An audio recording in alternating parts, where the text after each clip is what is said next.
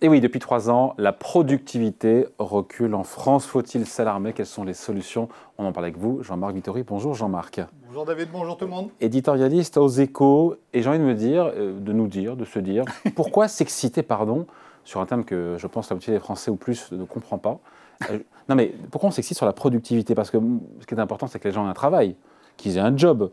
Il se trouve qu'en France, on n'en a jamais fabriqué autant de jobs, d'emplois depuis longtemps. Pourquoi se plaindre? Pourquoi se plaindre? La productivité, ça ne va pas? Alors on dépasse sans doute quelque part en ce moment les 27 millions d'emplois en France. Ça ne s'est jamais vu dans l'histoire du pays. Et ben voilà, fin de la chronique, c'est terminé, formidable. On a créé 1 million d'emplois en moins de 5 ans, enfin, c'est d'excellentes nouvelles. Et tant mieux. D'un autre côté, ce qui fait l'activité, il y a deux choses qui font l'activité, la production. D'un côté, c'est le nombre de personnes qui font cette production, et de l'autre, c'est leur efficacité. Et leur efficacité, eh ben, elle recule, et elle recule fortement. On est moins productif. Voilà. Donc, on est moins concentré, moins productif. Moins bien. La production par tête est moins importante. Pourquoi c'est important? Parce que ce qui fait la croissance à long terme, vous pouvez accroître un peu la population, vous pouvez faire venir des immigrés pour qu'il y ait davantage de personnes qui travaillent, mais ça pose par ailleurs des questions, etc. Mais ça fait une marge de progression qui est limitée. Ce qui a fait la formidable progression des niveaux de vie de nos parents, de nos grands-parents au siècle dernier, c'est l'accroissement de la productivité. C'est le fait que chacun d'entre eux et chacune d'entre elles sont devenus plus efficaces. Et si on n'a pas cette efficacité, si la production par tête recule, même si on a plus de gens qui travaillent, ça va être très très difficile de maintenir. Donc il faut pressuriser les gens, il faut leur presser le citron, c'est ça? Il faut les faire mieux travailler. Si vous regardez, on a eu des progrès de productivité. Si on regarde sur un siècle, il y a un siècle, on travaillait 3000 heures par an. Maintenant, c'est 1500 heures. Alors peut-être que ce travail-là est plus intensif, mais on travaille 2 fois moins. Pourquoi? Parce que ces gains de productivité ont été suffisamment forts pour permettre à la fois de gagner beaucoup plus qu'il y a un siècle, tout en travaillant beaucoup moins. Donc la productivité, c'est pas un gadget, c'est pas un truc compliqué que pour les économistes. C'est une condition essentielle d'une vie qui s'améliore, et c'est essentiel aussi pour la transition énergétique et écologique. Parce que c'est quoi le rapport avec la choucroute là? C'est que la productivité, devenir plus productif, c'est mieux employer les ressources. Ah, ça je comprends. Pour le coup. Voilà. Et la transition écologique, pour la réussir, il va falloir mieux employer les ressources. Sobriété. Tous les gens qui opposent le productivisme, c'est un truc sale, dégueulasse, à la jolie transition verte, ils sont complètement à côté de la plaque. Si on veut réussir la transition, il faut absolument qu'on soit plus efficace dans le travail et dans l'usage de toutes nos ressources, qu'on soit plus productif au bon sens du terme. On a de moins en moins de gains de productivité depuis maintenant quelques années. Est-ce que c'est une question, un mal français? Et deux, est-ce que vraiment, sans gain de productivité, supposé qu'il n'y en ait plus, on va vraiment vivre plus mal? Alors, il y a un recul qui s'est passé dans beaucoup de pays depuis l'épidémie de Covid. L'une des explications, c'est que les entreprises ont gardé un certain nombre de salariés, même s'ils ont produit moins, parce qu'ils étaient confinés, et qu'ils ont préféré les garder plutôt que les mettre à la porte, puisque lors de la crise précédente, celle de 2008, beaucoup d'entreprises ont licencié leurs salariés, puis quand c'est reparti très vite, elles se sont rendues compte qu'il manquait de monde, et ça leur a fait rater des marchés. C'est ce qui s'est passé tout à fait clairement à cette époque-là. Donc les entreprises en ont tenu compte. Cette fois-ci, elles se sont dit on va essayer de garder les gens. Et en plus, les États ont donné des aides assez importantes. Hors crise sanitaire. Voilà. Non, mais ça a joué. En France, il y a eu un facteur de plus qui est la montée extrêmement rapide de l'apprentissage.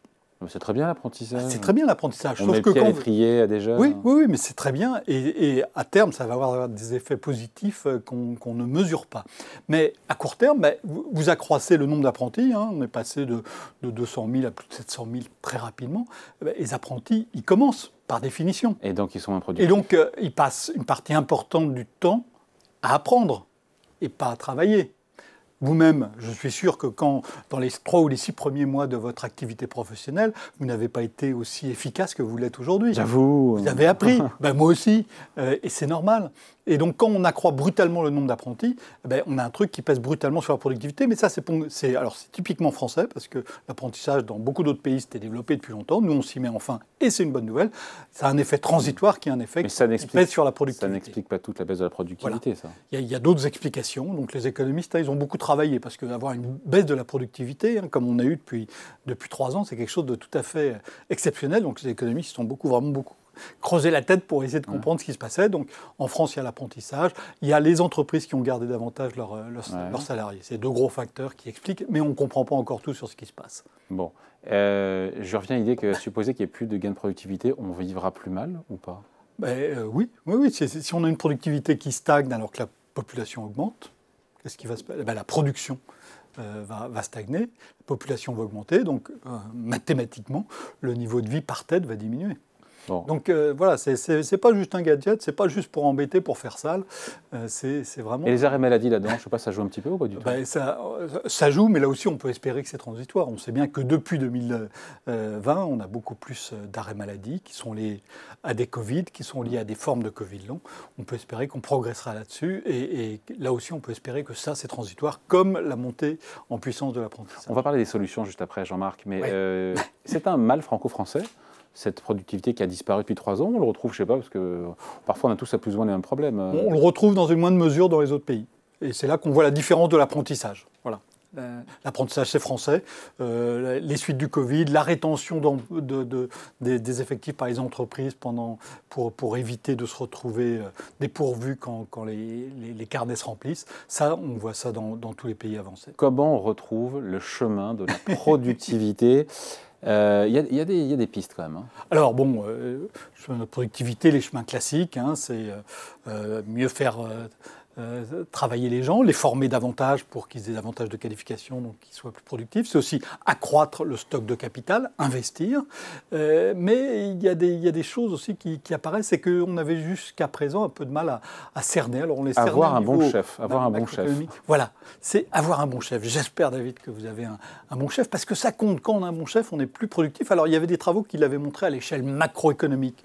Hein, il y a des façons de mesurer la qualité du management. On le mesure à l'échelle d'un pays. Des travaux, par exemple, qui avaient montré que les pays qui avaient le mieux résisté à la crise de 2008, c'était assez corrélé avec la qualité du management de ces pays.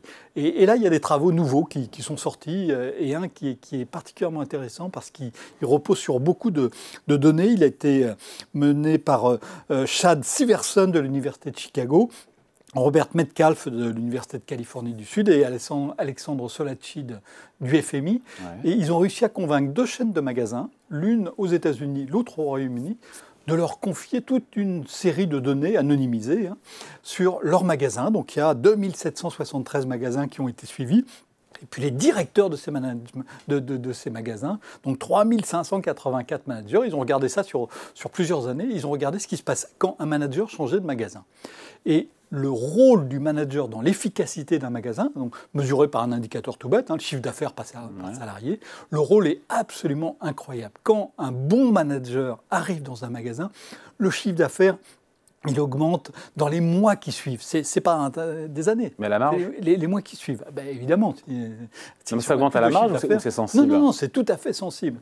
Ils ont calculé par exemple que si donc ensuite avec tous leurs chiffres, ils ont réparti. Donc il y a les 10 moins efficaces, les 10 plus efficaces. Ouais, ils ont dit si on remplace à la tête d'un magasin quelqu'un qui fait partie des 10% les moins efficaces par quelqu'un qui fait partie des 10% les plus efficaces, alors, au bout d'1 an ou 2, la production par salarié, le chiffre d'affaires par salarié de ce magasin peut augmenter de 50 voire 100%. Ah ouais, c'est énorme. C'est colossal. Et donc, ils ont essayé de comprendre ce qui se passait. Ils avaient l'âge du manager, du directeur de magasin, ils avaient son ancienneté, ils avaient son sexe. Il n'y a aucun de ces facteurs qui explique le fait qu'il soit productif ou pas. Donc ça amène sur ce qu'on appelle les soft skills, ces compétences qui ne rentrent pas dans les chiffres classiques, mais qui sont absolument essentielles, c'est-à-dire le leadership, le charisme, la capacité à emmener les gens, la capacité à les faire travailler. Ça veut pas dire les faire trimer, comme vous disiez tout à l'heure. Les pressuriser. Surtout pas les pressuriser, c'est au contraire leur donner envie de travailler.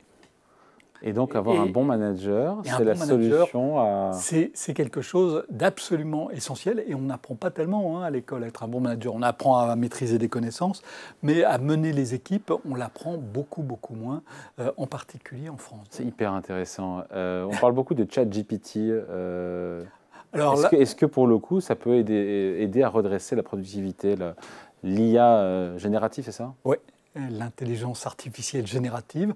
Donc là, on revient sur les outils, je dirais, presque classiques de la productivité. C'est avec des machines, faire mieux travailler. Et donc, il y a eu aussi une enquête. Alors, ChatGPT, c'est tout neuf, c'est sorti fin novembre. Donc, voilà, on en est à 5 mois. Il y a déjà un travail très intéressant mené notamment par Eric Brynjolfsson de l'université de Stanford, qui travaille depuis très longtemps sur les questions de productivité numérique. Il a travaillé avec deux économistes du MIT de Boston, Daniel Lee et Lindsay Raymond. Et lui, eux, ils ont regardé dans un centre un centre d'appel, ce qui se passait. Et dans un centre d'appel, enfin dans plusieurs centres d'appel, puisqu'ils ont travaillé sur ce que faisaient 5000 salariés, ils ont maintenant des dispositifs qui les aident dans leur conversation avec ChatGPT. ChatGPT ne leur dit pas « tu dois dire ça » ou « tu dois dire ça », mais leur dit écoute la conversation, il dit là-dessus, ça pourrait être intéressant d'orienter ça, la personne que vous avez au téléphone vers tel choix, ou vous pouvez lui donner telle réponse que vous n'avez pas forcément en tête, mais c'est la réponse à cette question, je vous la donne, vous avez les éléments de langage qui permettent de répondre, etc. Et donc, cet outil permet aux salariés de traiter très vite, puisque au bout de quelques semaines, permet de traiter 15% d'appels en plus. Et voilà. Et ceux qui profitent le plus de cet outil, ce sont les moins qualifiés. Alors que souvent, le numérique, on dit, le numérique accroît les inégalités parce que ceux qui savent s'en servir, c'est ceux qui travaillent avec leur cerveau, pas ceux qui travaillent avec leurs mains. Et donc ceux qui ont déjà des avantages, on accroît la productivité de ces gens-là au détriment des autres. Ce que montre cette enquête, c'est que ChatGPT, ça profite aux gens qui sont les plus défavorisés, qui ont plus de mal, et c'est eux qui profitent le plus. Et donc, c'est non seulement un outil d'accroissement de la productivité, mais de réduction des inégalités. Donc, ChatGPT, avoir un bon manager, c'est la solution. En tout cas, c'est une des solutions. C'est des solutions à explorer auxquelles on ne pense pas forcément. ChatGPT, on en parle beaucoup comme d'un gadget, comme d'un perroquet, pour reprendre le mot d'un ministre français. On peut avoir des usages professionnels qui sont tout à fait intéressants et qui accroissent la productivité et qui réduisent les inégalités. Et puis, évidemment, voir si vous pouvez, dans les entreprises, est-ce que le chef est bon, est-ce qu'on peut en changer, comment faire pour qu'un chef s'améliore, parce que ce que montre l'étude que j'ai citée, c'est qu'aussi les chefs pouvaient tout à fait s'améliorer. Et donc là, il y a des marges de progrès qui sont sans doute à exploiter, même si ce n'est pas évident d'expliquer à un chef qu'il faut qu'il s'améliore. Oui, pour redresser la productivité, un sujet qui nous concerne tous. Merci beaucoup. Point de vue signé Jean-Marc Vittori, éditorialiste aux Échos. Merci Jean-Marc. Merci David, au revoir tout le monde.